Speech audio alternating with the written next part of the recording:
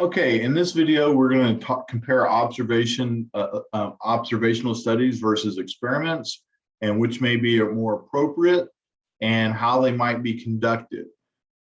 So a study is to be designed to determine whether daily calcium supplements benefit women by increasing bone mass.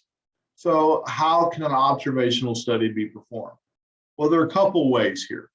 One, I could collect hospital records of women who have taken supplements and look at the changes in bone mass from the time they began taking supplements until some point in the future of the treatment. And you're going, well, why isn't that an experiment?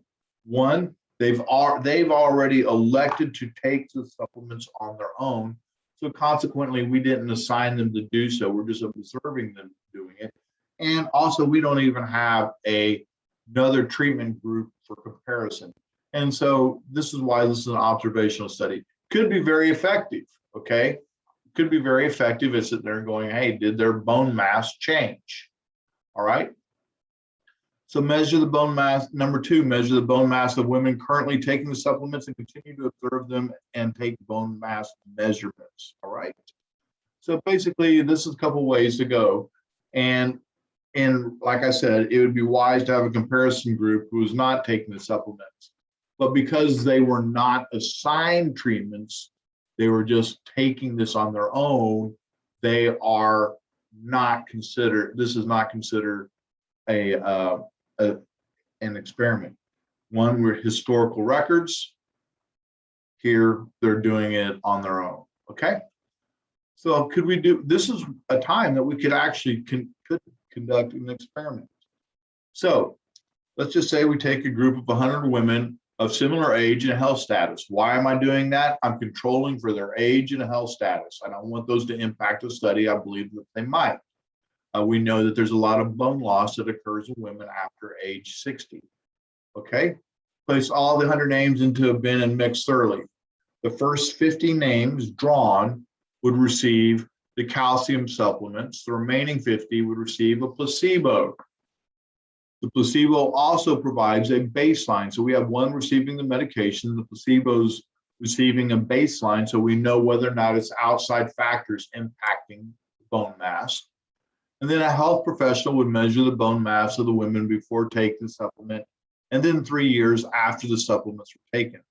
The bone mass of the women taking the supplements would be then compared to those who had not taken the supplements. And in this case, we could actually double blind. Neither the women taking would need to know. They wouldn't know if they're taking a placebo or the medication, and the data collector wouldn't need to know. Now, our main elements of this type of study would be random allocating, random allocation and random assignment mean the same thing. So random allocation and random assignment, and you're either going to receive treatment 1 or treatment 2. And that doesn't really matter which one you say is which. This could be the medication, and this could be the placebo. And then at the very end, we're going to compare results. Well, what are we comparing? All right.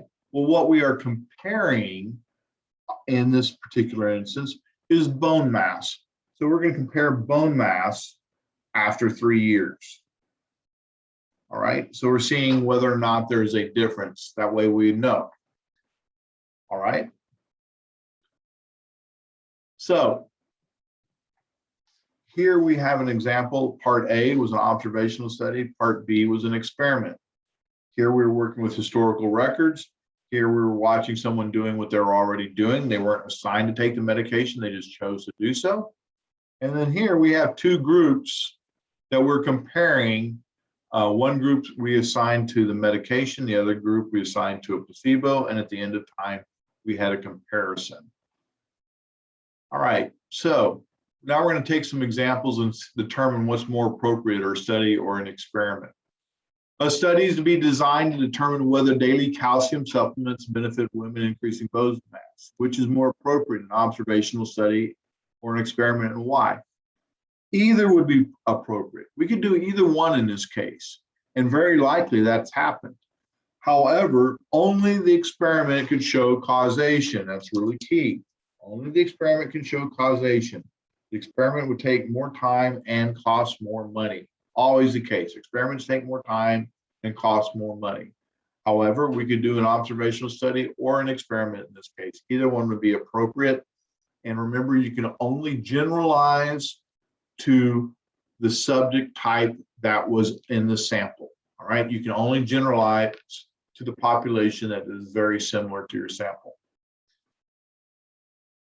A study is to be designed to examine the life expectancies of the tall people versus those of short people, which is more appropriate, an observational study or an experiment. Why? Well, remember, I have to assign treatment. So I'd have to assign someone to be tall and someone to be short. And I can't assign you to be that.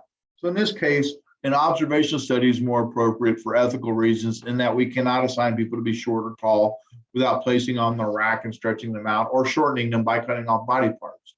I know that seems pretty ridiculous, but I want you to start thinking that way, that, hey, is it ethical? Can we actually carry this out? And sometimes we can't. Another one, a study is to be designed to examine GPAs of students who use marijuana regularly and those who don't, which is more appropriate, an observational study or an experiment. Why? Well, an observational study is more appropriate for ethical reasons in that we cannot assign people or students of underage to smoke marijuana. That would be unethical. So basically, sometimes an experiment's not available to us for ethical reasons, and there are other reasons as well. But the main thing is it something we can actually carry out? And so sometimes we are forced to only using observational studies. Please remember, observational studies can be statistically significant and show correlation, relation, and association, but they are not designed to show causation. On the other hand, a well-designed experiment can show correlation, relation, association, and prove causation. So the big thing is an experiment can show causation. In an observational study, you may only have one group receiving a treatment and no comparison. In an experiment, you will always have treatment groups. All right, thank you.